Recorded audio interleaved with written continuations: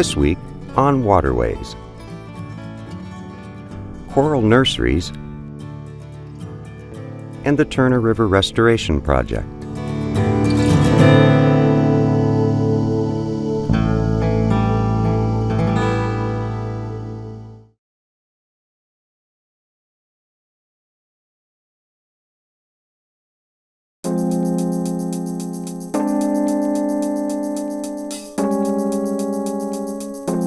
Coral reefs are slivers of habitat whose richness far exceeds their size.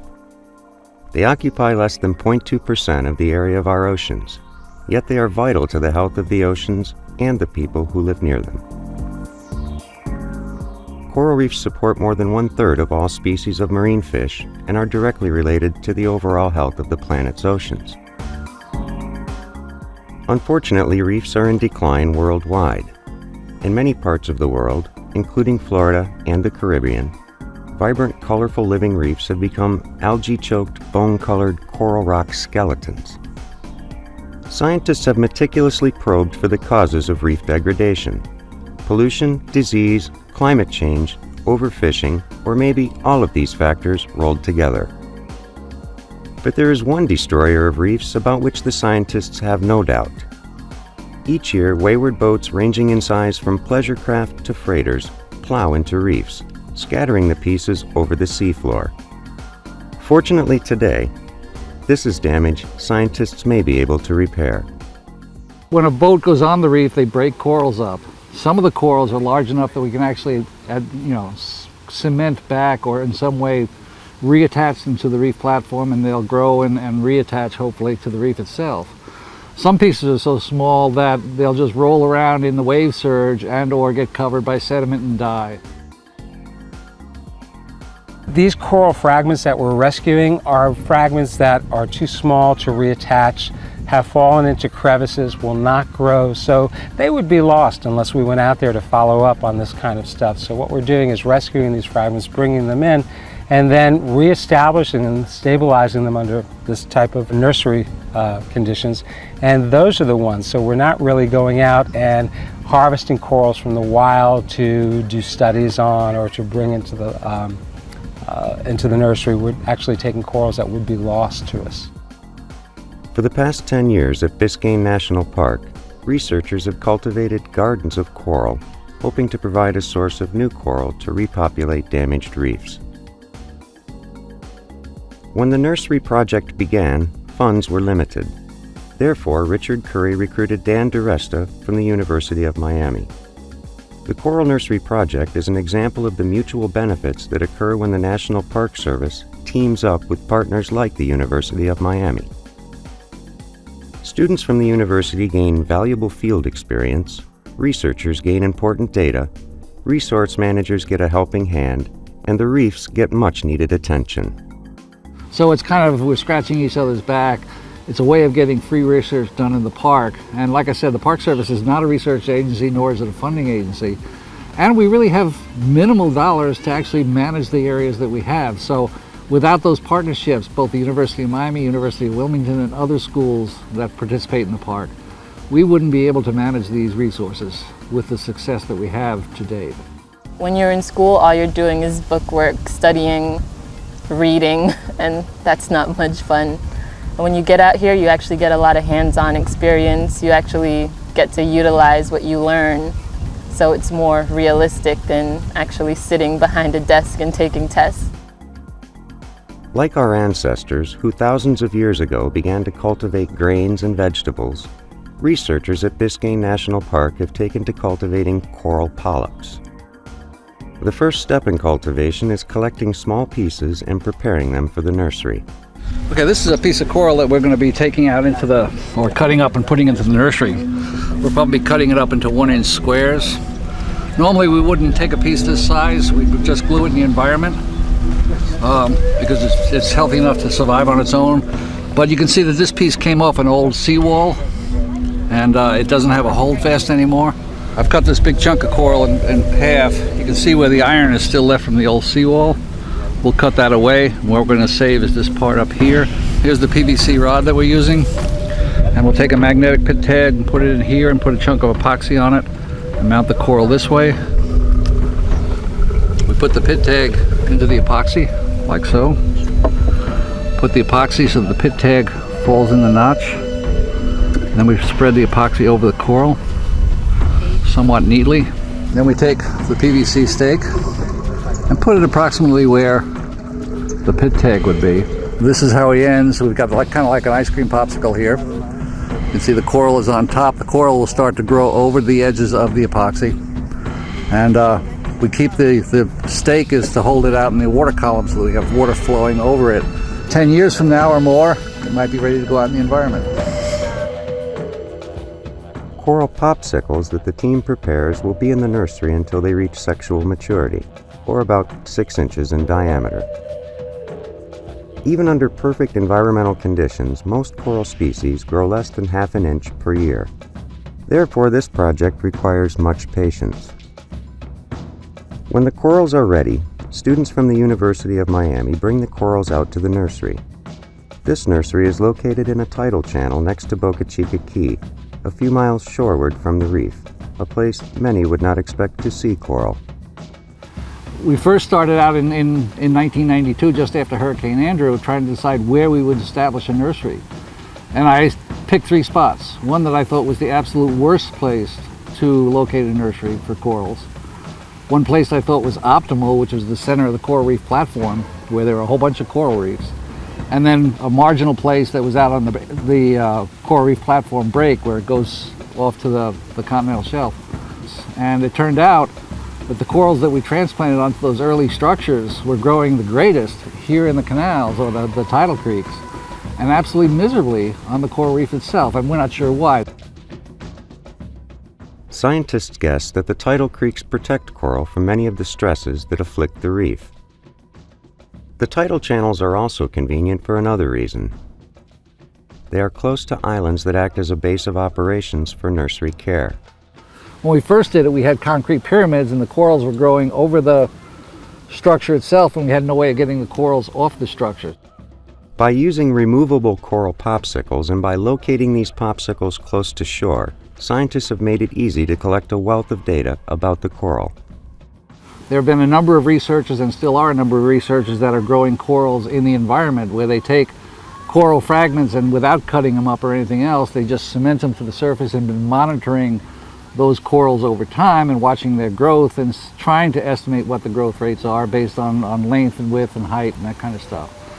The unique thing about our nursery is that over the last year or so, we've actually started putting them on these PVC posts so we can remove them from the environment, we can weigh them, we can get their volume, we can take pictures of them, we can count the polyps, we can get all the growth statistics we can. So this is really a learning experience, and nobody else has really got this opportunity that I'm aware of worldwide. So we're kind of a cutting edge process here. Every 3 months, the students and researchers collect the popsicles to measure and evaluate them. Divers collect the specimens and hand them off to snorkelers hovering above.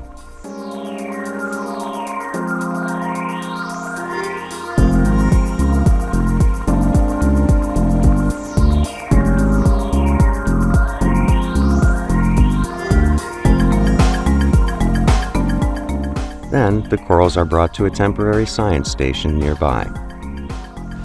What we're doing is removing the algae that grows in and around the coral, so we're very carefully scraping it clean so we can get a good weight.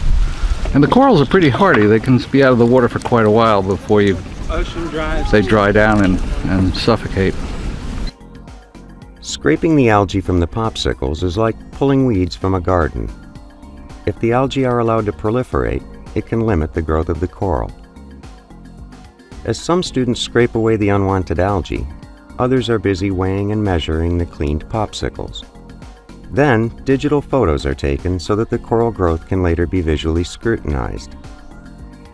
The data that students and researchers collect can provide information about the health of different coral species in different water quality parameters.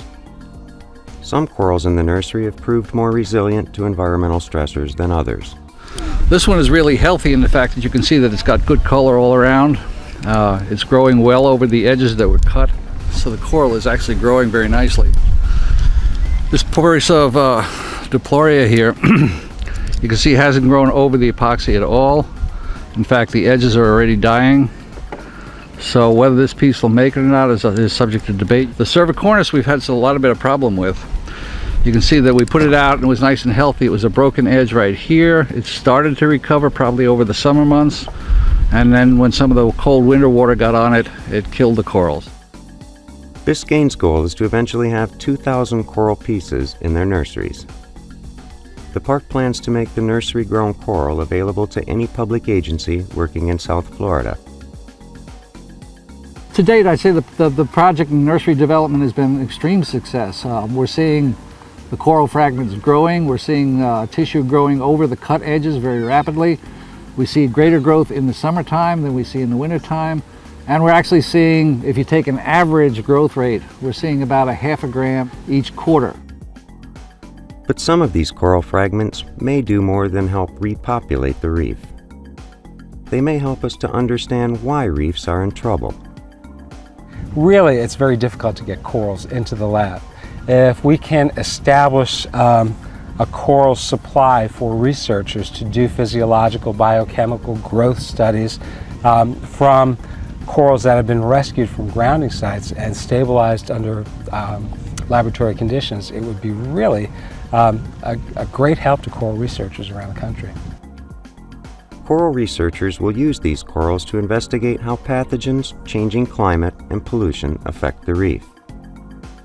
The answers they glean from them may help us solve these larger problems. People think that here we can take these corals and repopulate reefs that are undergoing decline. Whatever the stressor is still present on the reef. So transplanting these corals out to the reef is not going to save reefs unless we do things to remove the stresses. This project is wonderful for when there is really kind of catastrophic damage like a grounding or mechanical damage to storms and things like that, where after it's over the stressor is removed. Scientists have a limited ability to reverse global reef degradation. The problems that plague coral reefs can only be solved when people understand their plight and take action to protect them. Scientists and educators at Biscayne National Park would like to give visitors, students, and community members the chance to develop a sense of stewardship for the reefs. They intend to invite people to assist with activities at the nursery, just like these University of Miami undergraduates. The coral nurseries established by Biscayne National Park and the University of Miami may not save the coral reefs. However, the 2,000 specimens that may one day grow in these nurseries may provide seeds that damaged reefs need to repopulate and recover. At the very least, the new data will help scientists and managers better understand the plight of this treasured resource.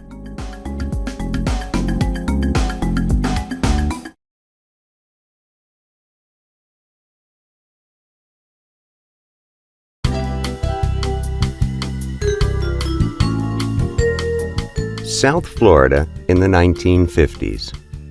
A tropical paradise that seduced retirees, returning servicemen, and vacationers.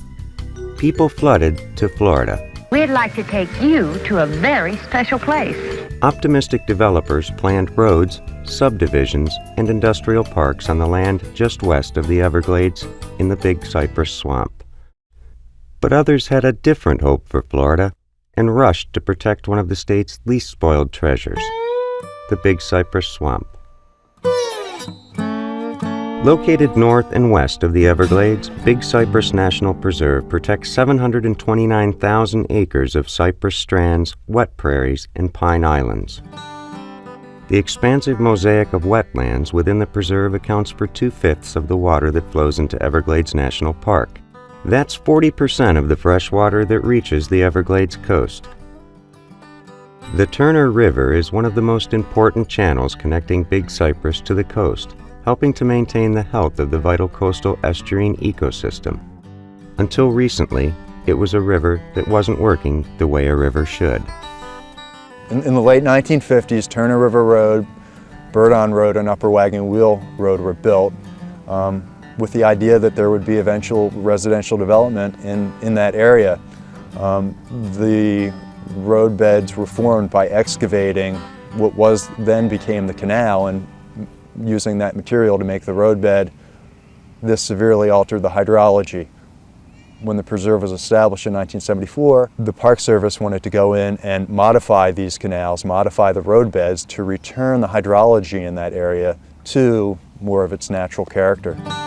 Turner River Road extends for 20 miles from Tamiami Trail to an area north of I-75 called Bear Island. Along with Upper Wagon Wheel Road and Birdon Road, Turner River Road may appear to the casual observer as just roads. But to water residing in adjacent wetlands, these roads have acted like dams, blocking the sheet flow of water that used to flow to the Turner River. Besides blocking the sheet flow, the dams also channeled waters into canals. Once in the canals, the water travels quickly to KOSLOSKI Bay, much more quickly than if the canals were absent and instead flowed down the Turner River. This change in the landscape acted as a drain on the surrounding ecosystem, emptying millions of gallons of water per day from the wetlands and prairies. In all this road building and canal building, not only was Turner River impacted, but areas to the north of it were as well, including where we're standing. This prairie that we're standing right now actually holds water for less amount of time and at shallower levels than just north of the road. As sheet flow into Turner River from the north and east slowed to a trickle, the river began to change. Plants began to grow in the river's channel, filling in places that were historically kept open by the current. This choked channel then began to fill with sediment. The plants and sediment, and the lack of water, turned the flowing river into a choked channel that was almost impossible to navigate even with a canoe. With the headwaters of the Turner River being cut off from the Turner River, flows within the Turner River dropped and water levels within the Turner River dropped, and as a result the water stagnated, it filled in with vegetation, and we had a condition similar to what we would see here. In fact, when the Park Service went back to finally went in to think about restoring the river, it was a challenge to go in there and delineate where the old river channel was. Park staff drafted a restoration plan in 1980, but money for the project did not arrive until 1988, when the Park Service partnered with the Florida Department of Environmental Protection, South Florida Water Management District, and Collier County to obtain the people and equipment necessary to get the project underway. Thus began the Turner River Restoration Project.